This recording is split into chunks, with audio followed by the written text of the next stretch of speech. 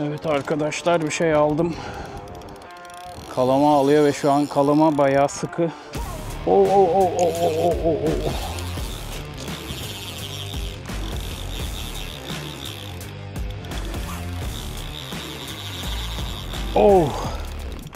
Al koçum. 500 metre ipimiz var. Al. Alabildiğin kadar al. Çok da bırakmam ama seni be. Çok da bırakmam. Kalama kısık şu an arkadaşlar.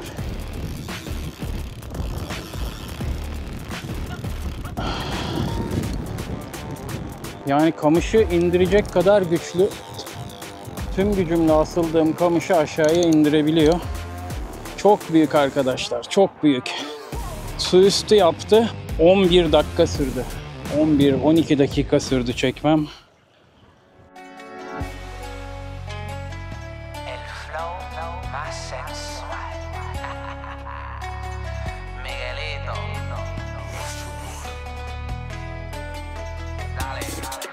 Vigilante del amor que le ofrecí, puro sentimiento, mi mujer mía está así.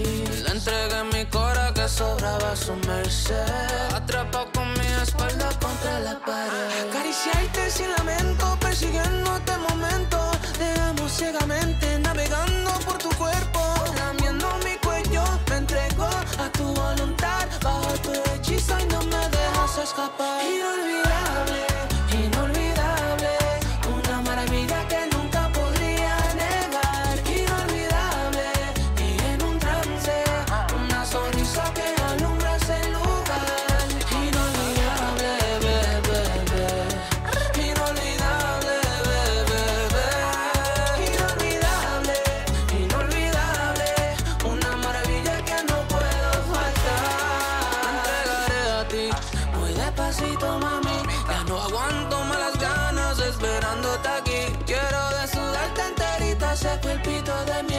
Saborearte lentamente por toda tu piel, acariciarte sin lamento, persiguiéndote momento, te amo ciegamente, navegando por tu cuerpo, lamiendo mi cuello, me entrego a tu voluntad, bajo tu hechizo y no me dejas escapar. Inolvidable, inolvidable, una maravilla que nunca podría. Evet arkadaşlar, malum yaz geldi ve Kıbrıs takımıyla her seferinde uğraşıyoruz. Kıbrıs takımını hiç sevmem.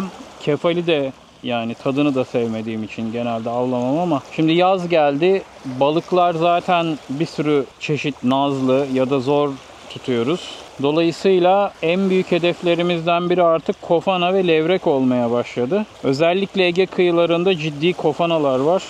Sırtı karalar var. Bunun için her avda biz de ister istemez bu Kıbrıs takımlarıyla uğraşmaya başladık. Sadece burada size nacizane bir önerim var. Çünkü ben bunları çok denedim.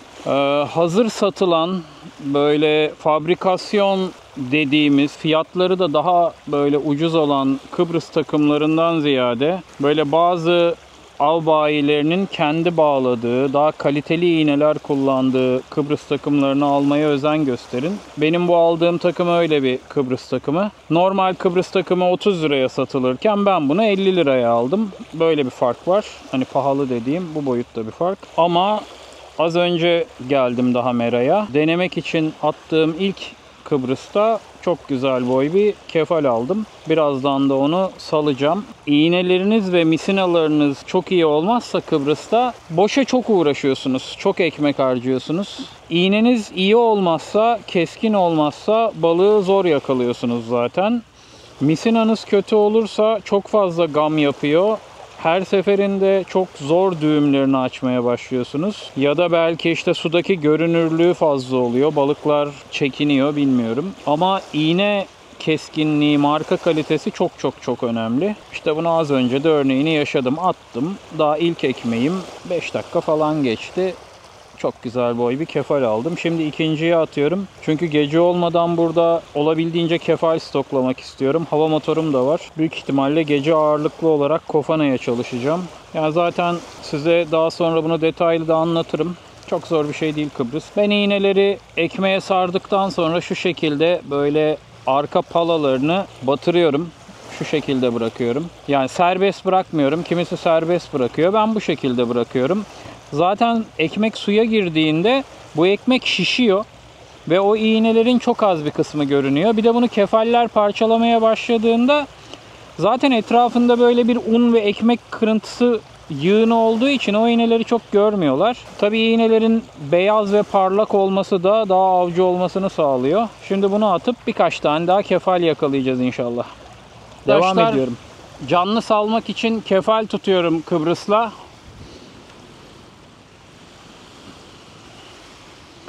Ve Kıbrıs'a levrek geldi. Tabii ki bu ispendek levrek sayılmaz. Bunu salacağız. Şuradan daha iyi göstereyim. Bu ispendek kardeş Kıbrıs takımına geldi. Artık kefallere daldı mı yakalandı, ekmeğe mi daldı bilmiyorum. Şimdi bunu salacağız.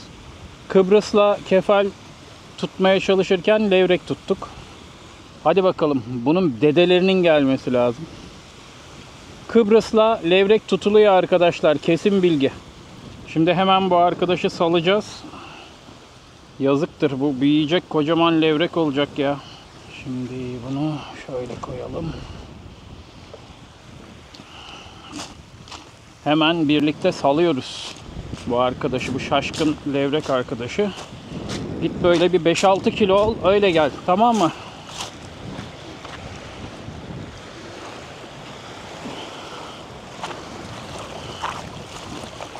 Hadi. Haydi. Eşek ya. Darmadağın etti bir de Kıbrıs'ı.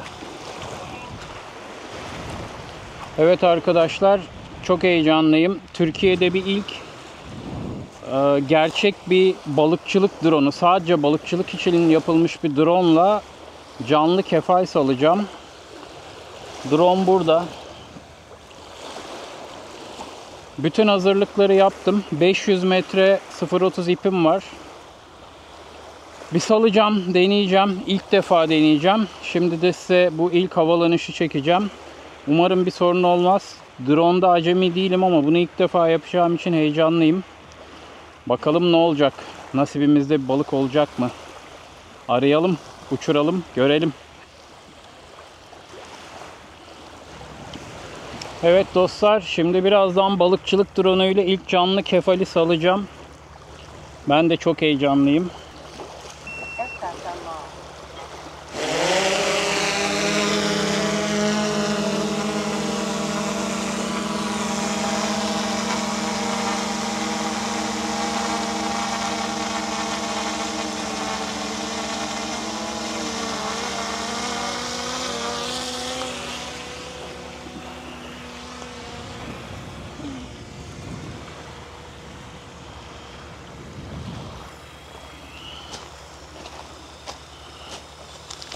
Gönderiyorum.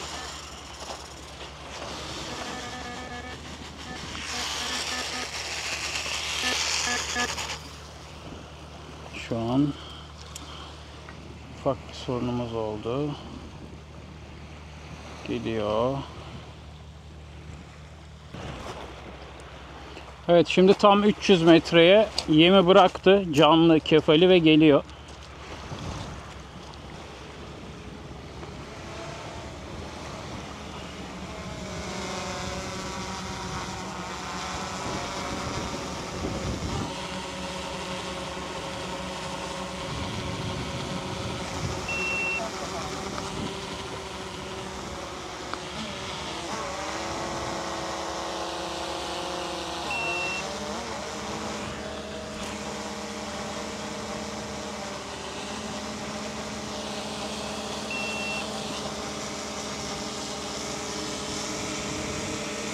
Diğer dronlar gibi değil, sensörleri falan yok, çok mekanik ve çok güçlü, dolayısıyla çok tehlikeli olabilecek bir drone.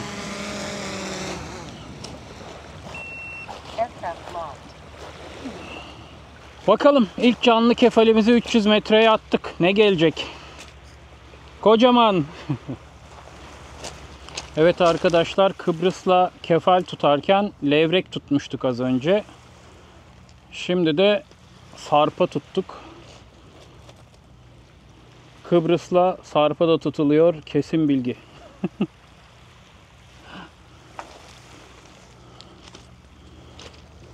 Oltalar suda. Soldakiyle kefal tutmaya devam ediyorum. 4-5 tane kefalim oldu. Burada bir tanesini 300 metreye canlı kefal yolladım. Bir tanesiyle boru kurdu çalışıyorum. Burada o balıkçılık dronu, balıkları saldığım ya da yemleri saldığım. Burada da yaşatma için hava motoru. Tuttuğum kefalleri buraya koyuyorum. Gördüğünüz gibi. Bunlar yakalanalı birkaç saat oldu. Ama gayet sağlıklılar. Arada suyunu değiştireceğim. Bir 6-7 tane yaparsam bütün gece bunlarla avlanmayı düşünüyorum. Ya çok fazla şey düşünmüyorum. Boru kurdu vesaire. Muhtemelen 3 oltayla da canlı ya da fileto atacağım. Şansımı deneyeceğim. Yani küçük balık tutmasam da olur. Levrek, kofana, baraküda o tarz balıklara çalışacağım gece. Bakalım nasipte ne var göreceğiz. Gündüz şimdi daha çok kefal tutarak vakit geçiriyorum. Esas böyle akşam suyu ve gece olay kopar muhtemelen. Bir tane bile baba bir şey alıp gitsem eve dönsem yeterli benim için. Çalışıyorum, nasibimi arıyorum. Bakalım. Nasibimizde varsa göreceksiniz az sonra. Bir tane takımla da uzun köstek, böyle asansör takım 1,5 metre köstek boru kurdu atıyorum. Çupra gelmiş bir tane ama vuruş bile yapmadığı için çekemedim. Ama gördüğünüz gibi canlı. Kandırmıyorum sizi yani. Böyle biraz daha göstereyim. Uzun kösteklerde böyle bir durum var.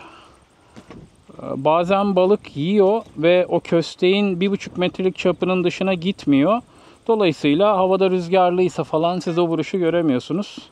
Ben de bunun vuruşunu göremedim. Demek ki çupra da var. Sadece büyüğe atmıyoruz. Çalışalım, devam.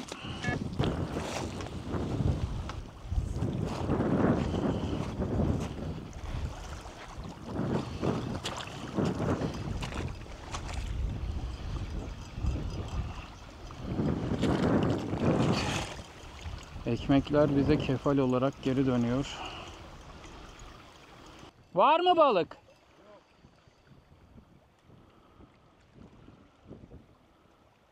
Boşa çekmeyeyim, orada dursun o zaman.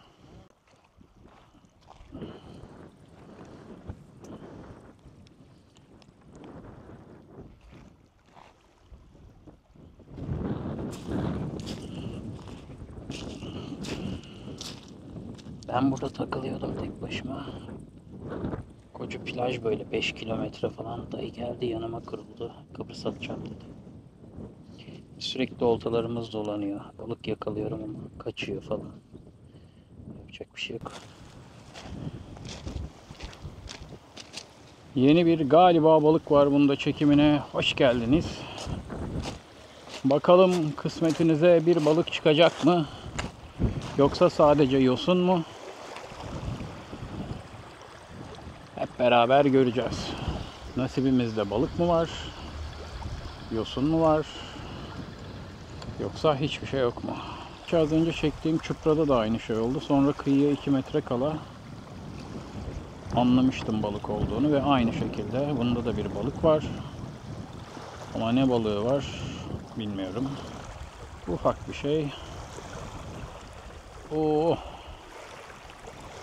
İsparoz. Hem de minicik bir isparoz.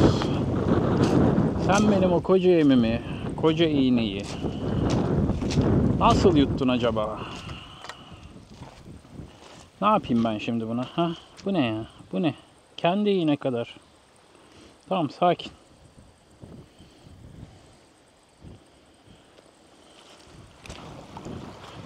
Haydi.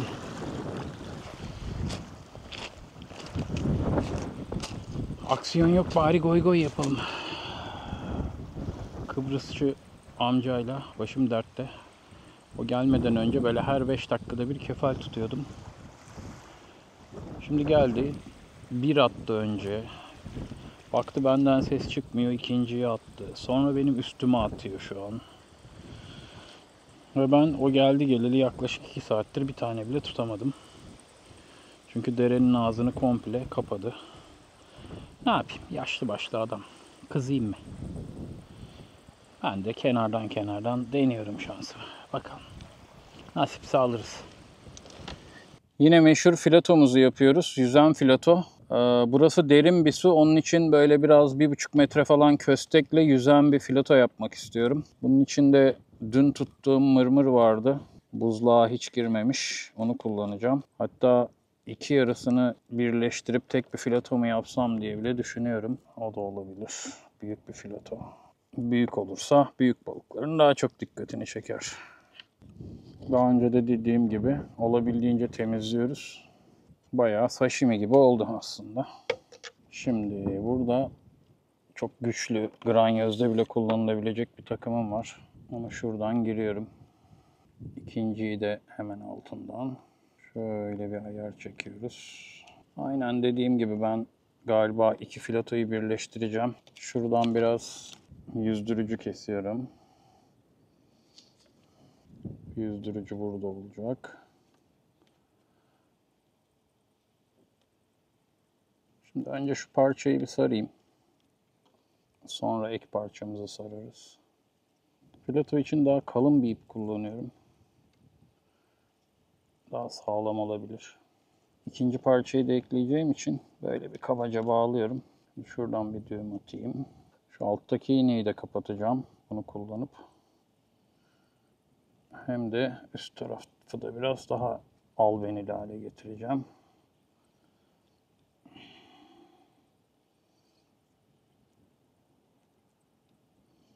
Dediğim gibi burada böyle hedefimde çok büyük balıklar var aslında. Tabii nasip kısmet işi de biz hedefliyoruz. Nasibin bundan haberi var mı? Ama deniyoruz. Onun için filatonun biraz büyük olmasının hiçbir zararı yok. Hatta yararı var. Yani mırmır biraz dağılıyor tabii. Lidaki olsa sanırım daha iyi olurdu ama mırmırda da daha önce taze sonuçta. Şimdi daha böyle bir makyajlı süslemeli sarmayı yapıyoruz. Artık buna herhalde sırtı kara falan gelir ya. Evet. Ve yemimiz hazır. Filatomuz da hazır.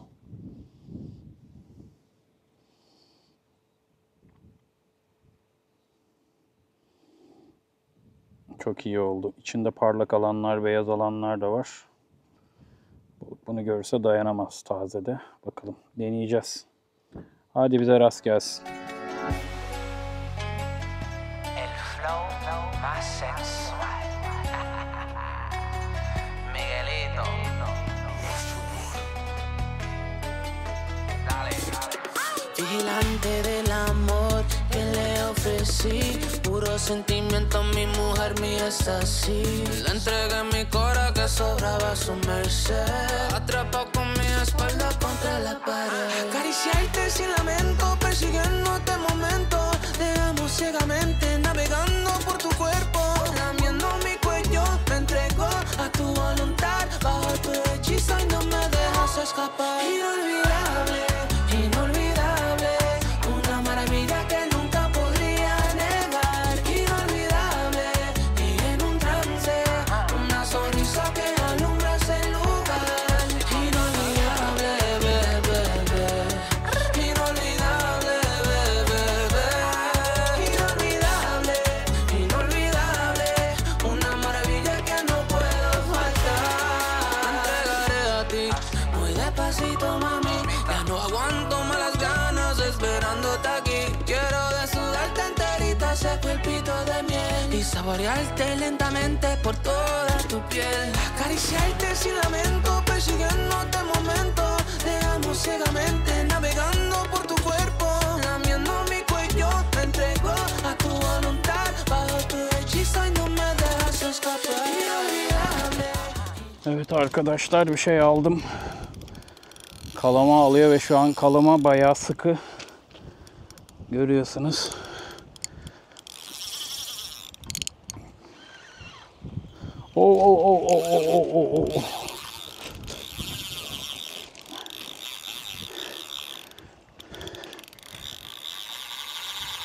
Oo.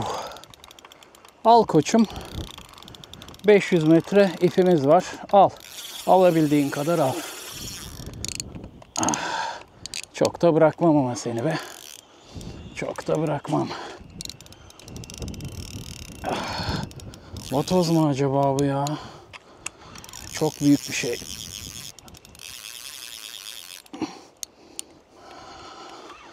Yani vatoz soda çıkartmak istiyorum. Çok fazla da kalama vermeyeceğim.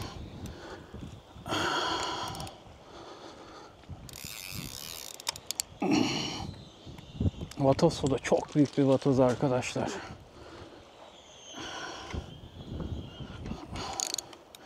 Ve bırakayım gitsin bakalım.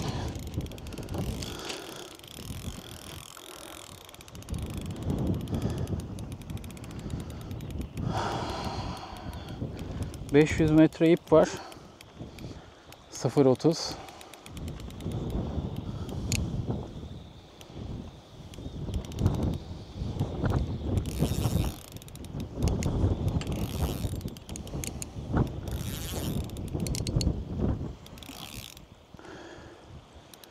Çok büyük ihtimalle vatoz ya. Yattığı yere şu an kalkmıyor. Hah, kalktı. Evet, geliyor.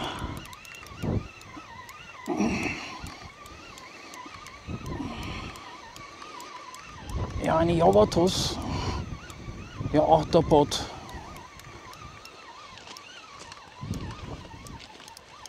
Size de göstermeliyim. Tekrar bırakıyorum, onu da geçsin. Hiç kafa atmıyor. Hiç. Sıfır. Ama yani bir 10 kilosu var. Vatozsa da 5 kilodan aşağı bir vatoz değil. Vatoz daha ağır hissettirir.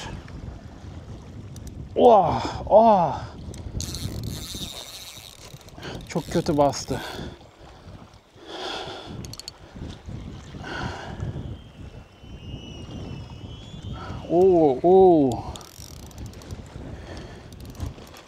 Kalama kısık şu an arkadaşlar.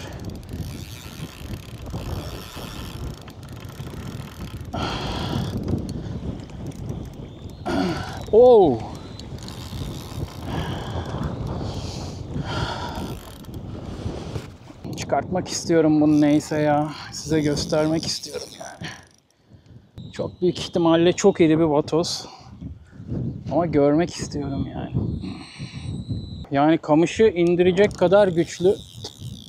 Tüm gücümle asıldığım kamışı aşağıya indirebiliyor. Ya bu ya vatoz ya kemane.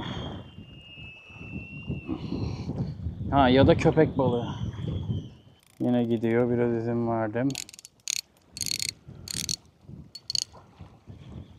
Kafayı çevirmiştim.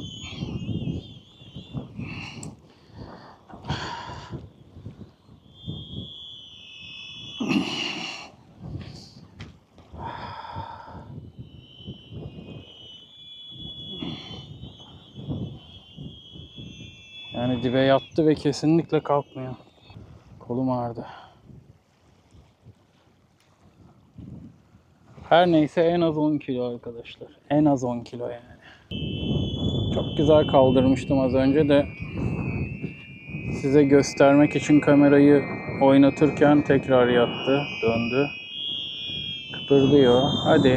Hadi oğlum, hadi. Hadi.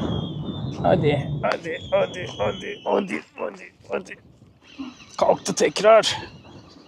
Evet, geliyor. Artık yatırtmayacağım onu. Koparsa da kopar. Bu ne ya? Bu ne? Gelmiyor. Hadi oğlum. Vatozsan da bir görelim seni. Hadi. Gücüm yetmiyor. 0.47 florokarbonum var.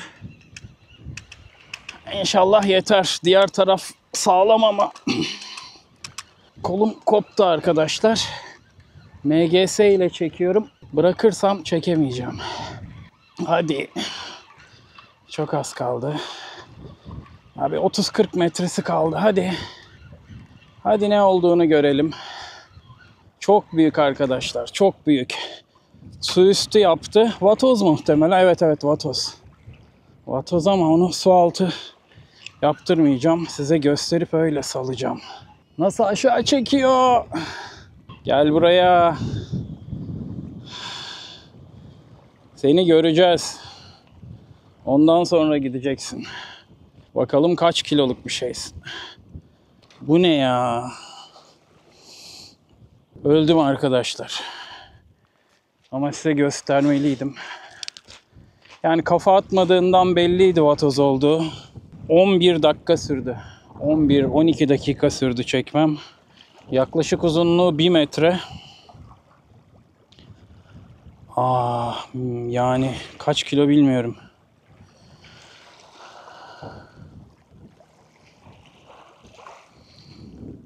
Değişik bir vatoz. 5 kilo altı değil. Çok eminim. Hani kanat kalın bir balık çünkü.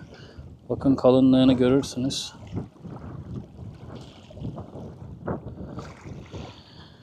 Çok incitmeden salmaya çalışacağım.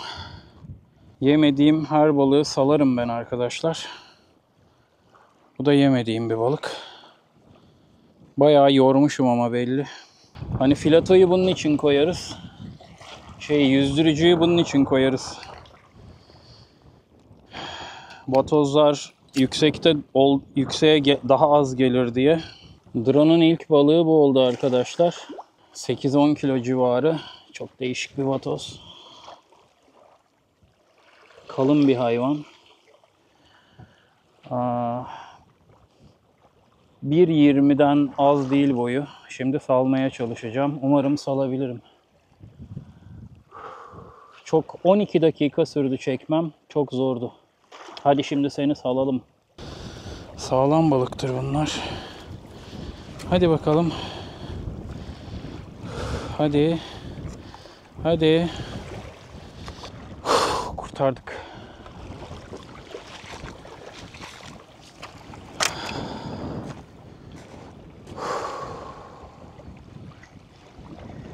Yani kofan olsa ya da granyoz tercih ederdim ama ya şöyle söyleyeyim, şu balık böyle bir 20-30 kilo granyoz kadar uğraştırdı. İnanılmaz uğraştırdı yani. Kolum koptu şu an. Bir daha olta atabilecek miyim bilmiyorum. Süperdi. Yakala bırak. Keşke biraz daha dudağının kenarına girmiş olsaydı. Bir de dediğim gibi filatoya yüzdürücüyü bunun için koyuyorum ben. Hani bu tarz balıklar, dipte gezen balıklar, kemane, vatoz çok ulaşamasın, uzak dursun diye. Ulaştı. Şimdi bir tane daha hazırlamak lazım.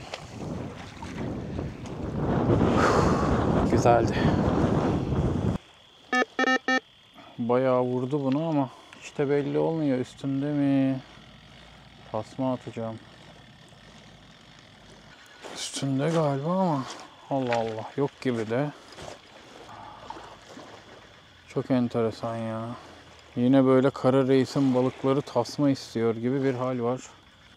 Hepi topu bir boru kurdu ve 6 numarayı yine 3 kere vurdu.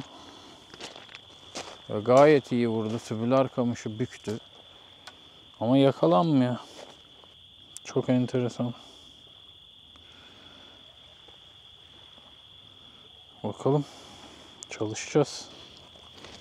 Günaydın dostlar. Dünkü rüzgarlı, fırtınalı havadan hiç eser kalmadı sabah suyu. Vatoz yordu beni. Şimdi gece oltalar sudaydı. Bir kontrol edeceğim. Sadece bir tanesinde filatoda alarmı açık bırakmıştım. Diğerlerinde ne var ne yok bir bakacağız. Bakalım ne varmış. Bunda canlı saldığım bir kefal vardı. Oo, var bir şey. Ama bir garip böyle. Hani normal balık gibi de değil. Ahtapot mu acaba? Oo.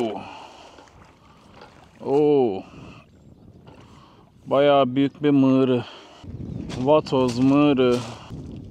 Bize böyle normal bir balık yok ama bu mığırı da bayağı büyük arkadaşlar.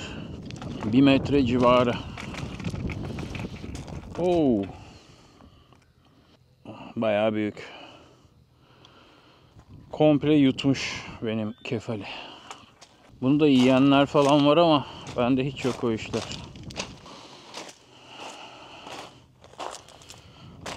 Evet arkadaşlar.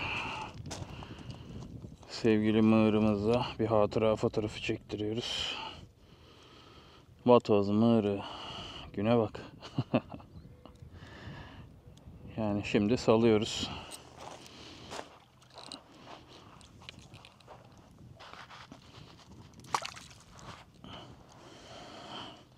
Bir oltamız böyle çıktı. Bakalım diğerlerinde ne var. Bu da sanki biraz boşlamış. Bunda boru kurdu vardı. Emin olamıyorum. Sanki bunda da küçük bir şey var ama o küçük şeyi oltada bırakınca yengeç, kalamar, her neyse tamamen yemişler. Enteresan. İç organlarını ve gözlerini yemişler. Bu arada saat 6'ya 10 var. Gece yatmadan önce bunu attığım bölgede sürekli bir vuruş alıyordum. Balığı alamıyordum. O saatte de isparos falan olmaması lazım aslında. 6-7 tane vuruş aldım. Güzel. Balık gelmedi. Sonra iğneyi değiştirip atmıştım. İşe yaramış. Bu arada dün saldığım vatoz burada yattı bayağı. Ama gitmiş. Oltaları bir sabah suyunda yemleri değiştirip atacağım. Bir tane de canlı kefal salmayı düşünüyorum. Bakalım ne olacak. İnanılmaz bir hava. Dün rüzgardan şu koca drone uçmuyordu. Çok zorlanarak uçuyordu. Şimdi böyle. Geceden böyleydi. Dün bayağı uğraşıp kefal tutmuştum. Bütün gün.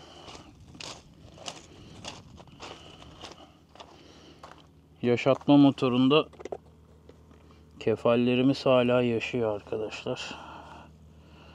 Şimdi bunlardan bir tanesini bir şey denemek için salacağım.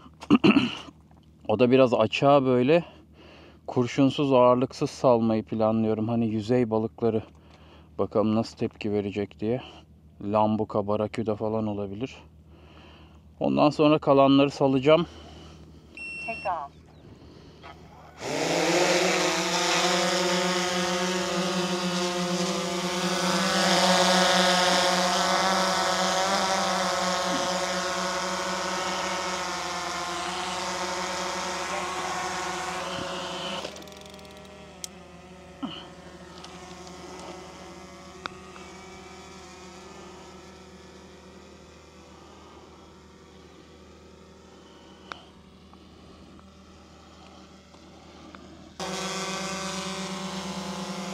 Aircraft low battery. Aircraft low battery. Please. Aircraft locked. Yaklaşık 200 metre uzağa yolladım. Pili bitiyordu, uyarı verdi. Bakalım ne olacak. Bu kefalcik dünden beri yaşıyor. Ödül olarak onu salıyorum. Burada da karaya vurmuş bir çöp. Tabii ki alıp atıyoruz. Geleneksel sabah suyu atışımızı yapalım. Zaten bu atışla bir şey alamazsam muhtemelen toparlanacağım.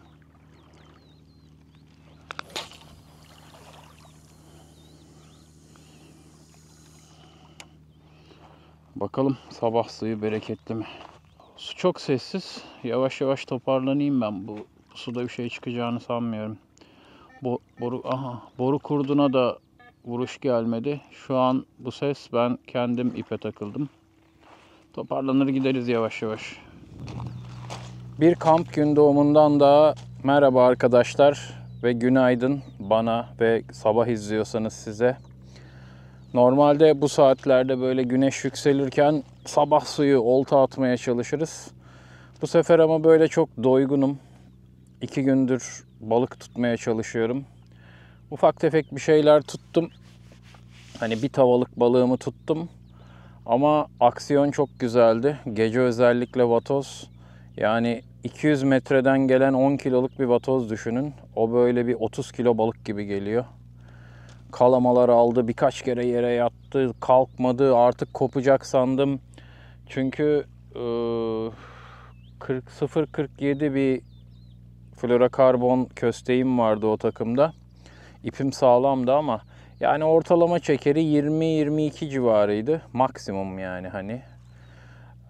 O vatoz da 10 kilo bir vatoz böyle yatıp kendisini gömdüğünde onu çekmek için yani bir 30 kiloya yakın güç gerekebiliyor bence. Ciddi zorladı beni. Kopacak sandım. Neyse nasip etti. Size gösterebildim. Çünkü şeyde tuhaf oluyor böyle. Hani bir balık kalama alıyor, gidiyor. Ya da böyle o çok büyük balık diyorsun, kaçıyor. Sonra gösteremiyorsun. Böyle havada kalıyor. Ne oldu, ne bitti? Diyorsun ki ya bu kemaneydi galiba, vatozdu galiba, levrekti galiba, kofanaydı galiba, çok iri çupraydı.